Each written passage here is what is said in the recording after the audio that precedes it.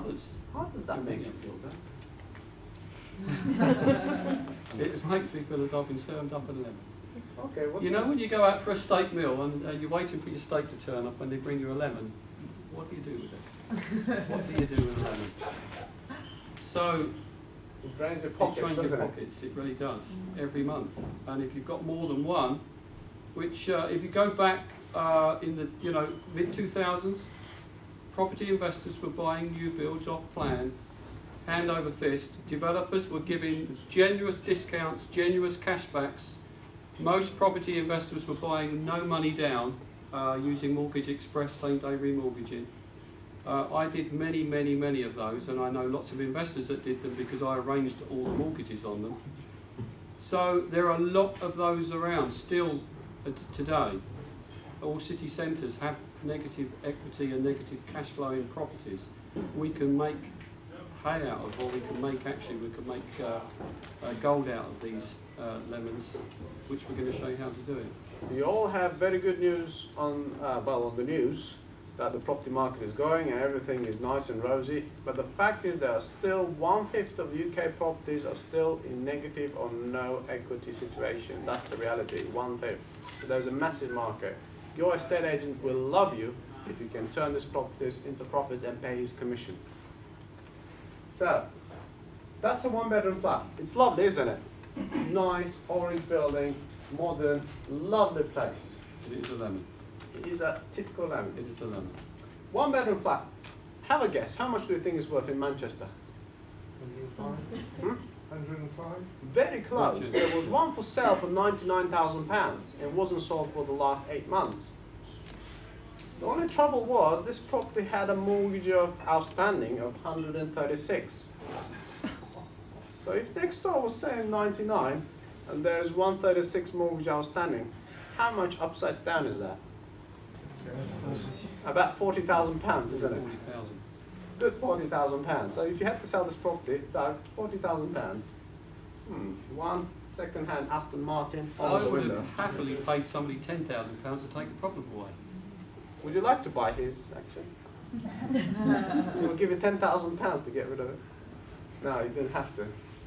So, we advertise here on an instalment contract. I said, Doug, bring me the file, let's have a look at it. There must be somebody in Manchester would love to own a 1-bedroom flat that has got £5,000 deposit and doesn't mind paying a bit over the odds and buy it over a period of time. And I was right. A guy called John, he was a bus driver, driving from London to Manchester, and he wanted to stay in central Manchester. He wanted to own something of his own. And he loved the fact that he can move in with £5,000 deposit. He didn't mind to pay slightly above market rent for monthly payments.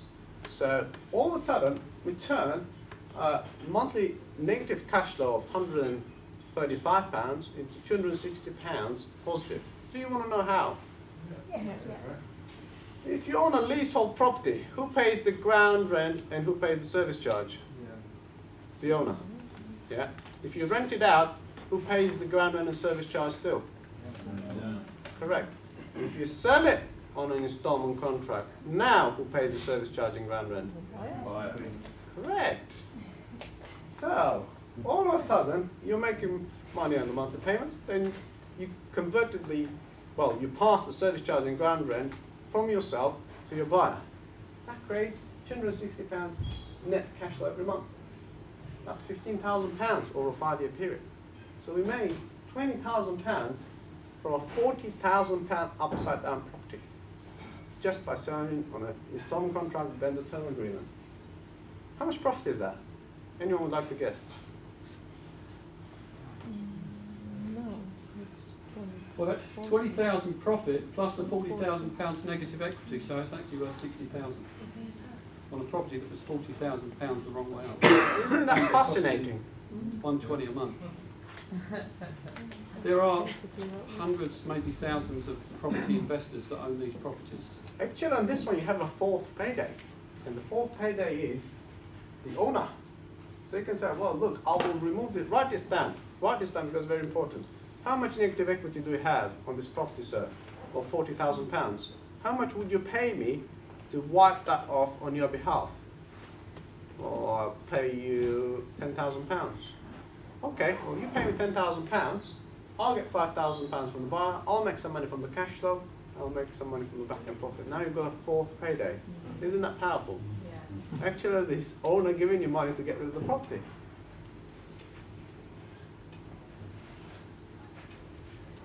So, talking about negative equity, or a lemon, this was a real lemon. This property It's a actually large is, lemon.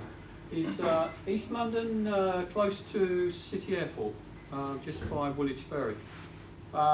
It's not an attractive property really, but it's a 2-bed, 2-bath, and it's inside is quite nice, and it's very lettable because of the situation, the position. But it came to us well in negative equity. In fact, it was £65,000 in negative equity. So you'd look at that and think 65, it's just a bit too rich. You just can't do anything with that. But we had a look at it, and because the mortgage was with Mortgage Express, if you remember back in those days when Mortgage Express were doing mortgages, 1.75% above base, lifetime tracker. Today that equates to 2.25%. Cheap as chips. The mortgage payment was very, very cheap, but because of where the property is, opposite City Airport in London, the rental figure was massive, so therefore massive cash flow. So we looked at that and we thought 65,000 negative equity, we can soon clear that from the cash flow very, very quickly. In fact, we can do that within 5 to 7 years. The only problem was the service charge in ground rent on it was £200 a month. That was quite a bit of the cash flow. We said, okay, not worth keeping. The property market may go up, it may not go up. So even if it did go up, it's still £65,000 negative equity. So we thought, okay, we're going to sell an instalment contract. So we took £7,000 deposit from a lady called Barbara. She wanted to move all the way from Leeds to London because she just got work in the city. And she loved the fact that she can live in Zone 3, pay £7,000 deposit, and never move to a rented house and own her own property. So this property, although it was £65,000 in negative equity, we had £550 net cash flow every month because we had such a cheap rate. So the opportunity is not in the price, but it's in the monthly amount. So what we did is we locked in the buyer for 7 years. So over a 5-year period, we're going to get £33,000. Over a 7-year period, we're going to get even more. We won't have any back-end profit, but hey, how much we paid for this property? Nothing. So we made £40,000 from a massively negative equity property. So it's actually 65 and 40, 105,000, that deal as well. Because we've mopped up the 65,000 negative and made 40,000 profit.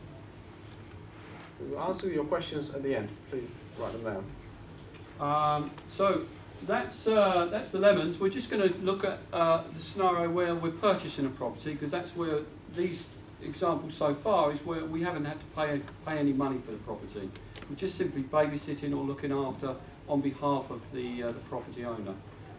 So it's a good way into property without actually putting your hand in your pocket, which is what the strategy I've always used. This strategy is actually a traditional purchase using a traditional buy-to-let mortgage. So the property value is 36 Jellicoe Avenue, and the property value is 160,000. So a lady called Jane owned this property, and she needed to sell the property and move back to the land because her origin was that she was a gypsy lady and she needed to go back to the land and live in a caravan, because apparently when gypsies die they burn the caravan, and she didn't want the family burning the house. So she had to sell it. So the value was 160.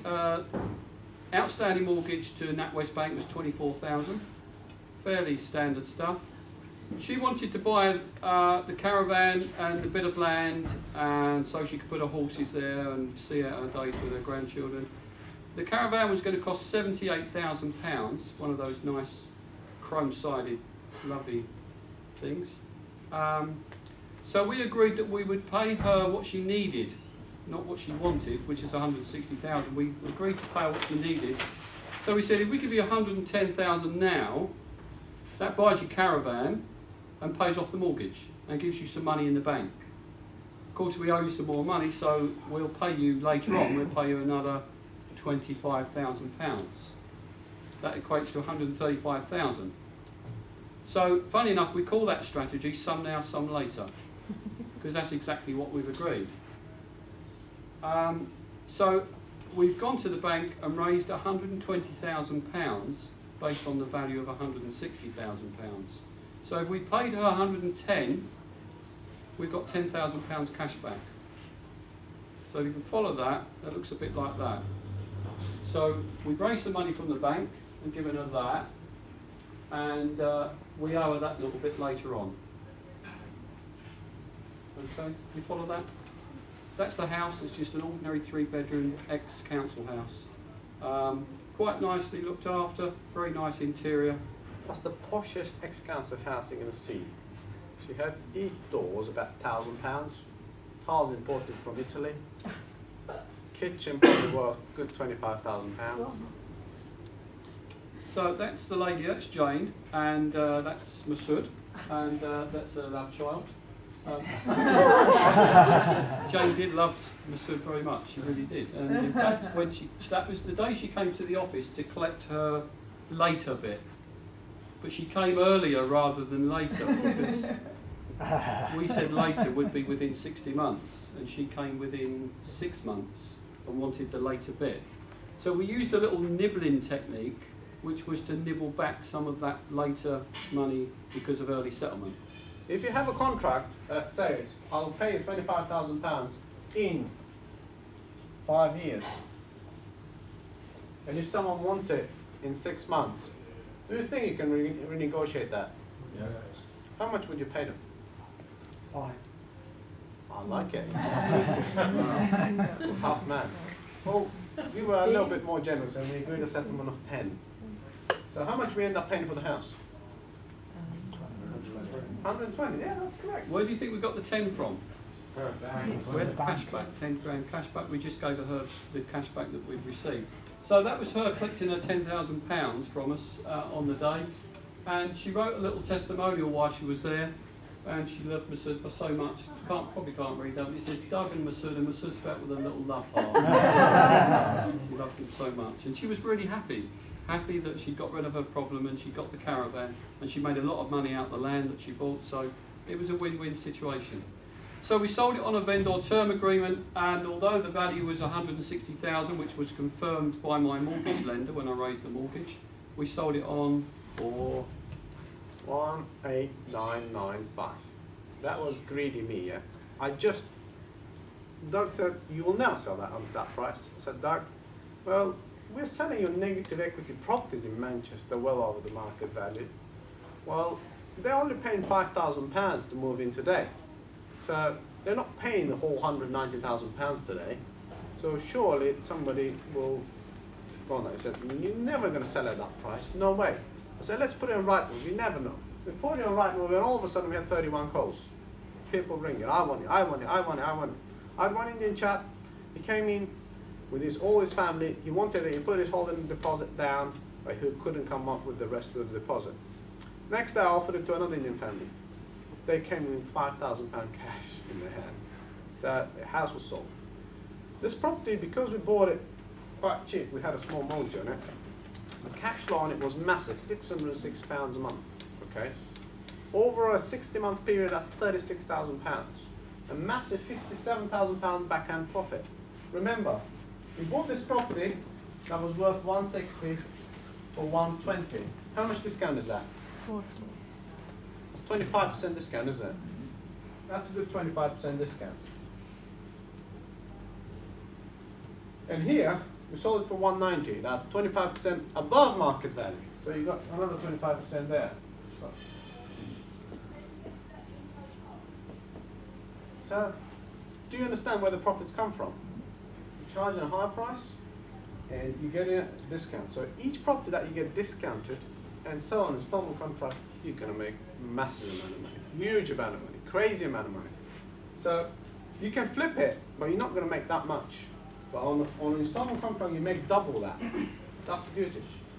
And the beauty is you don't have any voids. When the buyer gets in, that's their property. They have committed a large amount of money. They're making monthly payments and they're repaying the balance down. So it's their own property. They actually go ahead and even, well, I just don't understand these people, but the people that moved in, they refurbed the house and the house was in brilliant state. I don't understand. We don't live in a logical world, do we? So, no maintenance, no repairs, and we can charge even fees if they would late payments. How much we make on this? £100,000. How many you would like £100,000 for one deal? How many you need to do this year? How many of these you need to do this year? One, isn't it? One. To replace your income. How hard is to find a discounted house? Hard? Well, I can sell you the money Waltham stuff. How much would you like to pay me? That's quite discounted. I just told you. You can make £100,000 per deal. There are plenty of sources up there that'll sell your houses 20-25% discount. So let's have a look and see how we're controlling the properties. We're either using this agreement to either buy the property or control the property, but we're using this document on every single occasion. This is what we call an assisted sale agreement, and it contains a power of attorney, so that it enables us to take complete control over the property. Whether we're simply babysitting it on behalf of somebody, we don't need to go and get a mortgage, or whether we're buying it with a mortgage, we use this document. It enables us to take instant control over the property. It also has the terms and conditions of the deal in there. It has the length of the agreement, so each one is sort of bespoke to the individual circumstances. It has a lock-in agreement, and importantly, it has a third-party authority agreement. Third-party authority agreement is that when a seller allows us to look after their property on their behalf, to babysit their property, we need to be able to speak to their lender, and we need to inform their lender that the seller is no longer making the payments, but we are, and we need to get some certain information like, you know, the interest rate, the outstanding mortgage, are there any arrears on the case, on the mortgage. So third-party authority enables us to get all of that information, and then we simply inform the lender that we are now making the payments on the mortgage. There isn't a lender in the land that won't accept third-party payments apart from JP Morgan and probably HSBC. All the other lenders will accept third-party payments. So, Mesud, 5 simple steps to the selling process.